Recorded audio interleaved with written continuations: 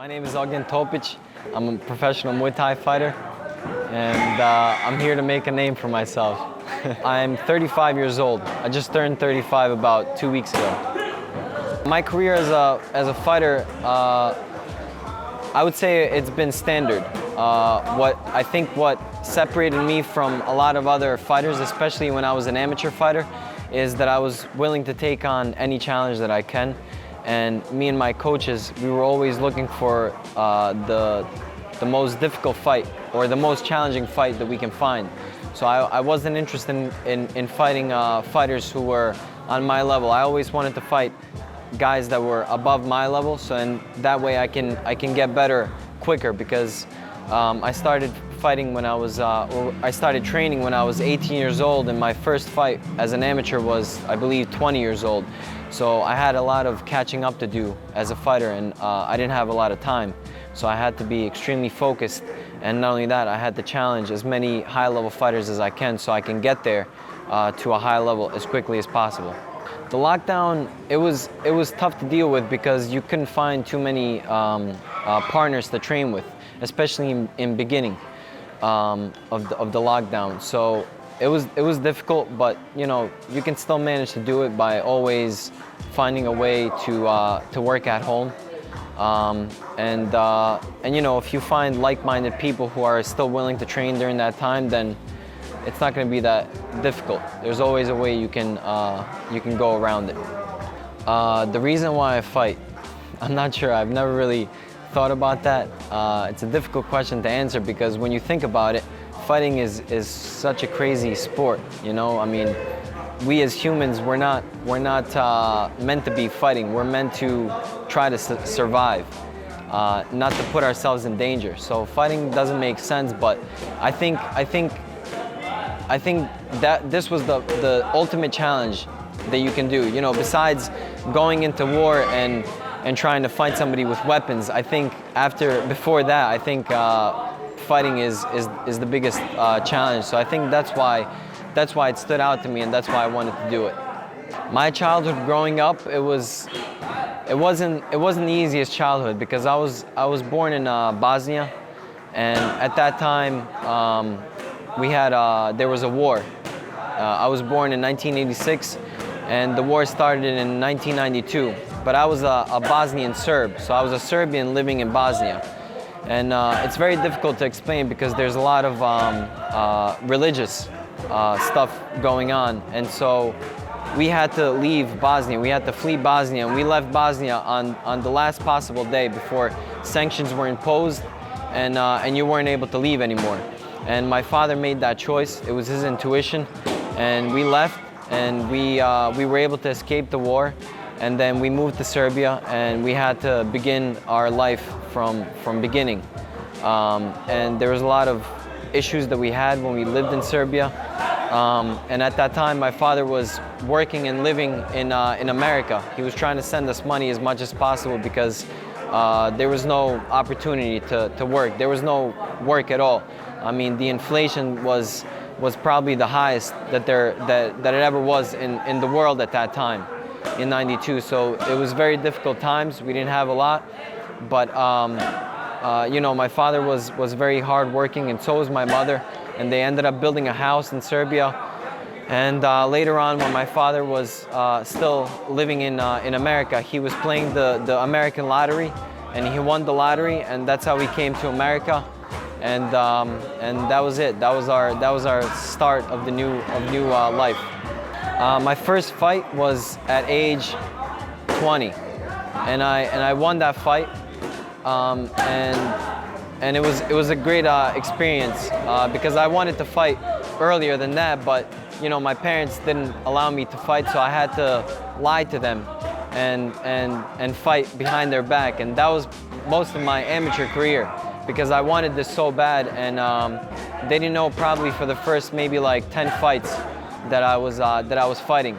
And they found out that I was fighting because my cousin, who lived in England at the time, found one of my fights on YouTube, and he told my father about it.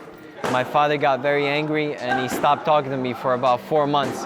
And at that time, we were living in the same house, and we would just walk past each other like both of us were ghosts. And so that was a difficult time, but later on when I continued fighting on, you know, we basically just like ignored the fact that I was fighting. They knew that I was fighting, but they never asked about it. And I knew that they knew that they were fighting. You know, I know my parents weren't stupid, but we never brought it up. And then when I turned professional in 2011, I believe, I sat both of my parents down, and I told them it was on our Orthodox Christmas, and I told both of them that if you're not gonna support me, then today is the last day that you will see me. I'm leaving. I'm gonna continue doing this sport, and that's it. So it's either you choose to support me in what I do, or you're never gonna see me again. And I knew my mother was gonna support me because you know, I know how my mother was, but my father I wasn't sure about. I thought that it could go either way. He was either gonna choose to support me, or he was gonna say, okay, pack your stuff up and get out. We're never gonna see each other again.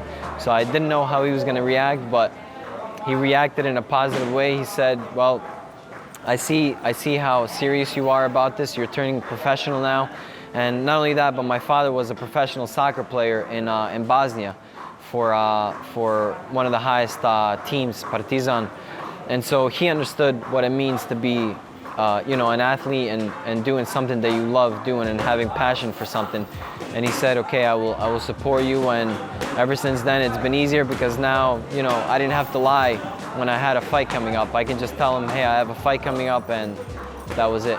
I think what separates a Thai fighter from a Western fighter is just the amount of experience that a Thai fighter has.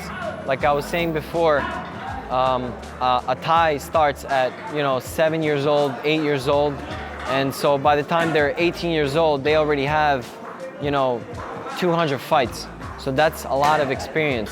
So, a Western fighter may not start when he's 7 or 8 years old. You know, there are some that start there, but you know, a lot of them start when they're a little older, maybe like me, when they're like 17 years old, 18 years old, and so it's a lot more difficult for a Western fighter to gain all that experience.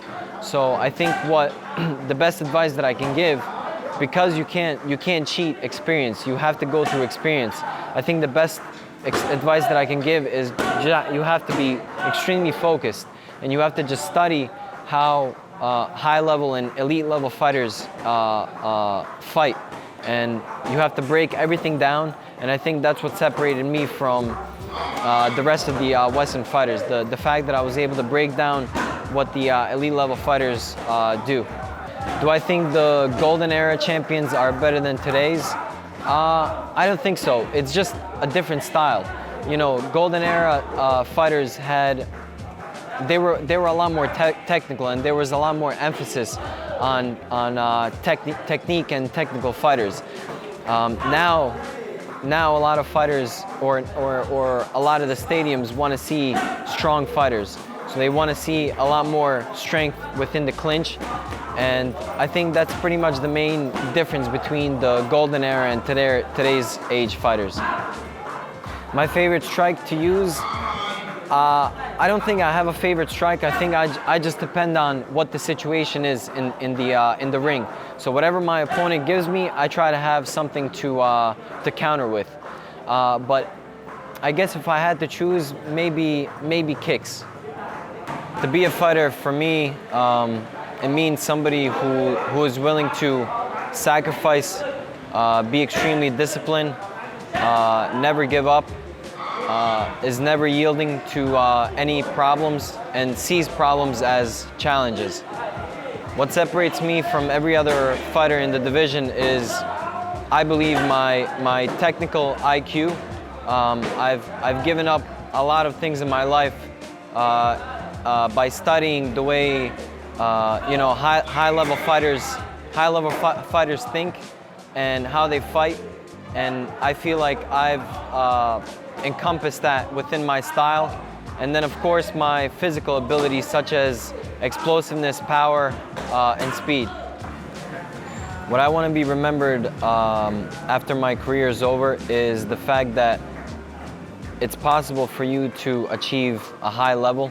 even though you start late in the sport. I started at age 18, and by that time I was already about 10 years behind all the other Thai fighters, especially Thais from Thailand.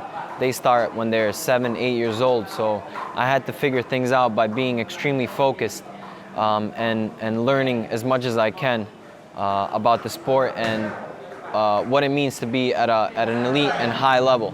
So I want to be remembered that it's possible for you to achieve greatness even if you start late. It's all about being focused, disciplined, and never giving up. I would describe my fighting style as a technical fighter. I like to think a lot when I'm in the fight, and I don't like to just go in there and try to just fight. I mean, of course, sometimes that's gonna happen, but I like to break down my opponent so he gets frustrated, and then I have an easier win. Normal training day at PK Saenchai is we wake up at 6 a.m. in the morning. We go for a run. The run lasts about an hour, and then we come back to the gym. We hit the bag. If you have a fight coming up within maybe like 3 weeks, 2-3 weeks, then you go and do pads with a trainer. Then maybe sometimes sparring as well. Then we go back, we eat, we sleep, because rest is extremely important for an athlete. We wake up later, we eat again before the evening training session, and then the evening training session starts about 3 or 3:30 p.m.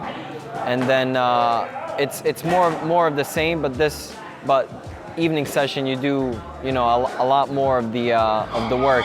The output is higher.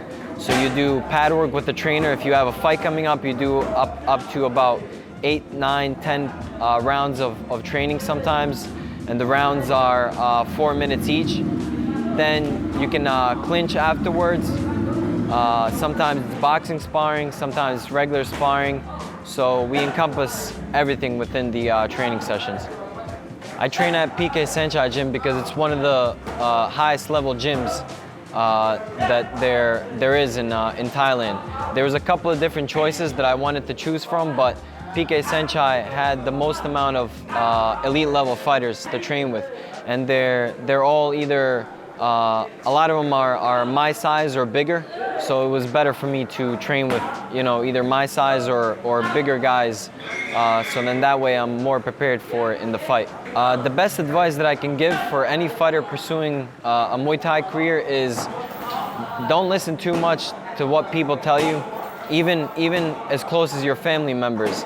My parents didn't want me to be a fighter, and they didn't allow me to be a fighter, but I chose not to listen to them, and I continued on pursuing what I wanted to do because I was serious and I knew I was gonna reach a high level. So as long as you believe in yourself and you believe that you will reach a high level, try not to listen too much to outside advice. And also, like I was saying before, you can never give up. You have to continue moving forward. As tough as times get sometimes, and they will get tough, you have to keep breaking through. And when you do break through, then you're gonna realize how much mentally stronger you are. What I plan to do when I retire from fighting is still continue on teaching the next generation through my personal training, and then the seminars that I do around the world. And I just plan on being still involved in the sport. The experience fighting with One Championship has been great so far. They are very professional. Everything is on time, and I like that a lot. And so, the level is high as well, and it's fun to go in there and fight with the smaller gloves as well. For my next fight, I don't have anything scheduled yet because I just came back within 2 weeks. So I'm still, getting back into shape. But and not only that, but a lot of the stadiums are still closed. So right now I want to focus on fighting 5-round fights. And so as soon as that opens up, then I'll be back fighting. My biggest inspiration as a fighter, I'm not sure. I haven't really thought about that. I think inspiration has to come from within. If it comes from outside, it's very fleeting, and that's gonna go away after time. So you have to dig deep inside you and find inspiration within yourself. So I don't really have too many inspirations. I mean, there are fighters that I used to look up to. Buakaw was one of them, Saenchai was one of them, and then a lot of the old school fighters from the 90s era. I like their styles a lot, so you know, I tried to copy the way they do certain techniques, and then when I would go into the gym, I would try to emulate those techniques and try those specific techniques out.